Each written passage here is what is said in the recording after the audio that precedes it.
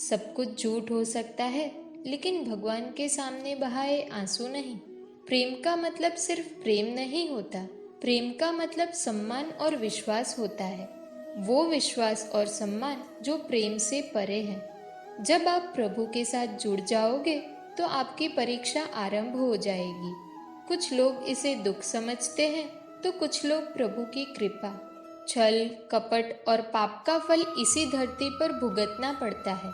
याद रखना, समय किसी को क्षमा नहीं करता।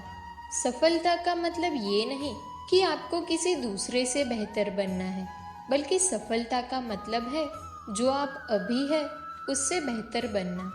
वो परीक्षा कठिन लेता है, मगर सहन करने की शक्ति भी देता है। आपकी जिंदगी में कुछ नहीं बदलेगा जब तक आप खुद को नहीं बदलोगे।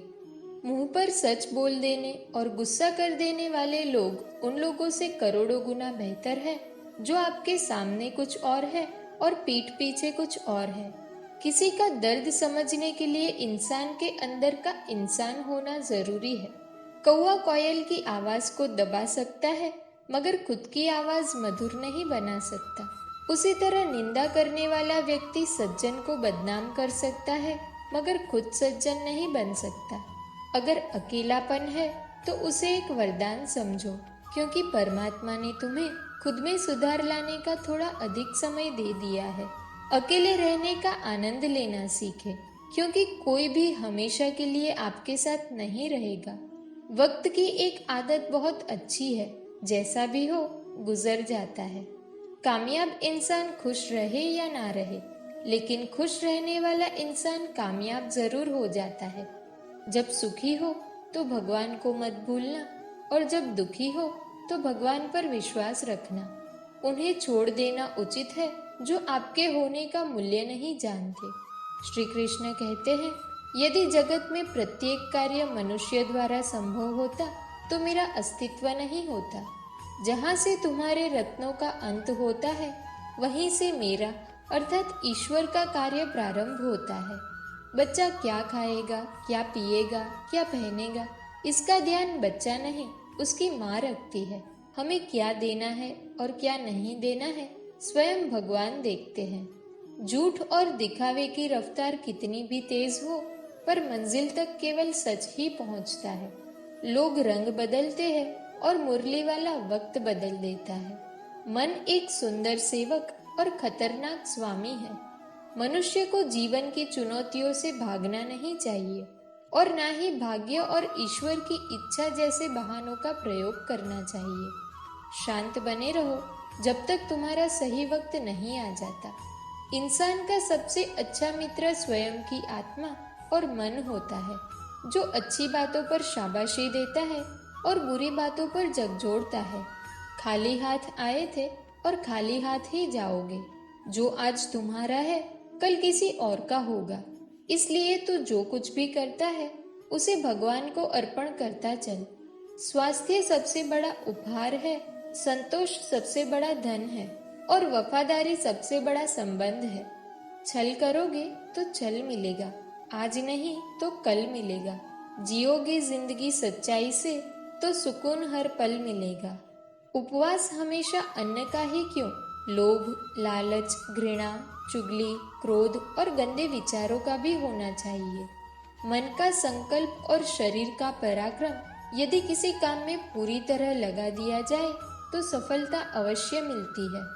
भाग्य के दरवाजे पर सर पीटने से बेहतर है कर्मों का तूफान पैदा करें, दरवाजे अपने आप खुल जाएंगे। क्रोध की अवस्था में भ्रम जन्म लेता है। भ्रम बुद्धि को नष्ट कर देता है। बुद्धि के नष्ट होते ही व्यक्ति का पतन हो जाता है। पानी मर्यादा छोड़े तो विनाश होता है, यदि वाणी मर्यादा छोड़े तो सर्वनाश होता है। किसी को धोखा देना एक कर्ज है जो आपको किसी और के हाथों एक दिन जरूर मिलेगा। कलयुग है, हमेशा तैयारी के साथ ही रहना। मौसम और इंसान कब बदल जाए इसका कोई भरोसा नहीं। भगवान कहते हैं कि तुम मेरी ओर देखोगे तो मैं भी तुम्हारी ओर देखूंगा। तुम जिस भाव से मुझे याद करोगे उसी भाव से मैं तुम्हारे पास आऊंगा। बदला लेने के लिए मत सोचो, आराम से बैठो। जिन लोगों ने आपके साथ बुरा किया है, अंत में उनके साथ भी बुरा ही होगा। इस दुनिया में जुनून जैसी कोई आग नहीं है, मूर्खता जैसी कोई जाल नहीं है, नफरत जैसा कोई दरिंदा नहीं है और लालच जैसी कोई धार नहीं है। प्रसन्नता का कोई मार्ग नहीं, बल्कि प्रसन्नता ही एक मार्ग है। अगर आप सही दिशा में हैं, तो चिंता मत कीजिए, बल्कि उस दिशा में चलते रहिए। ऐसा करने से अवश्य ही आप अपने लक्ष्य को प्राप्त कर लेंगे। इस पूरी दुनिया में सबसे ज्यादा कीमती है समय, इसलिए इसे बर्बाद ना करें, नहीं तो अंत में आपको पछतावे के अलावा कुछ नहीं मिलेगा। जिंदगी में अपनी तुलना किसी से मत करो। जैसे चांद और सूरज की तुलना नहीं की जा सकती, क्योंकि दोनों ही अपने अपने वक्त पर ही चमकते हैं। यदि किसी काम को करने में डर लगे, तो याद रखना, ये डर संकेत है कि आपका काम वाकई में बहादुरी से भरा है।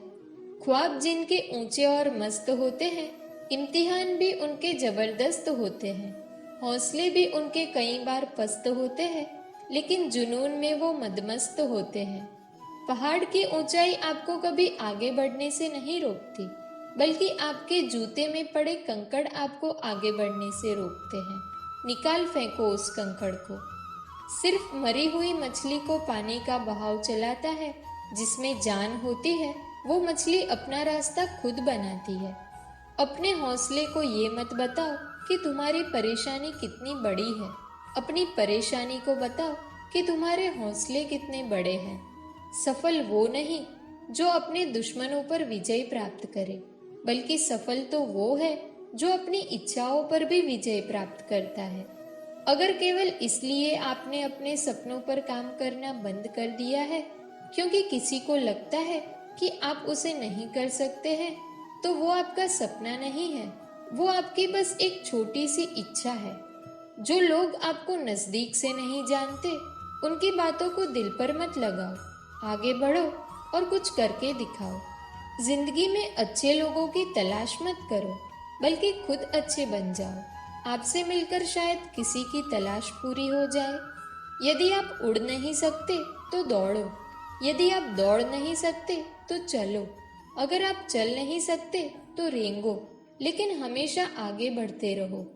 एक बार गुरु ने अपने शिष्यों से पूछा, क्या आप जानते हैं, हमारे अंदर एक बड़ा युद्ध निरंतर चलता रहता है। जब सारे शिष्य चुप रहे, तब गुरुजी बोले, वास्तव में सबसे बड़ी लड़ाई हमारे अंदर दो भेड़ियों की है।